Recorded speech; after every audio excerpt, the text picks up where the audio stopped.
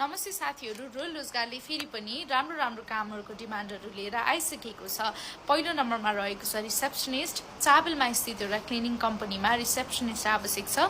Duty time रहेको छ 9 बजेदेखि 5 बजेसम्म। स्यालेरी रहनेछ 10,000 प्लस कमिसन र स्याटरडे छुट्टी हुनेछ भने दोस्रो नम्बरमा रहेको छ टेक्निशियन। यदि हजुरहरुलाई चिम्नी, फ्रिज, वाशिङ मेसिनहरु रिपेयर गर्न आउँछ भने चाहिँ यो भ्याकेन्सीमा तपाईले मज्जाले अप्लाई गर्न सक्नुहुनेछ। ड्युटी टाइम रहेको छ 8 बजेदेखि 5 बजेसम्म। स्यालेरी रहेको छ 20,000।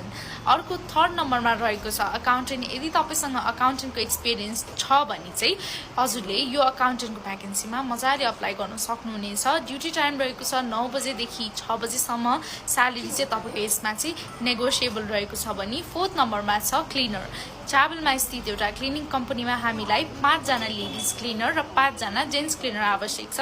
ड्युटी टाइम रहेको छ 8 बजेदेखि बेलुका 5 बजेसम्म र यदि हजुर 5 बजेपछि पनि काम गर्न भ्याउनुहुन्छ, सक्नुहुन्छ र चाहनुहुन्छ भने चाहिँ 5 बजेपछि पनि ओभरटाइमको व्यवस्था गरिएको छ। ओभरटाइम चाहिँ घण्टाको 100 रुपैयाँ हुनेछ। यदि कोही यो भ्याकेन्सीहरुमा काम गर्न इच्छुक हुनुहुन्छ भने हामीलाई तल दिएको नम्बरमा कल अथवा व्हाट्सएप गर्न सक्नुहुनेछ।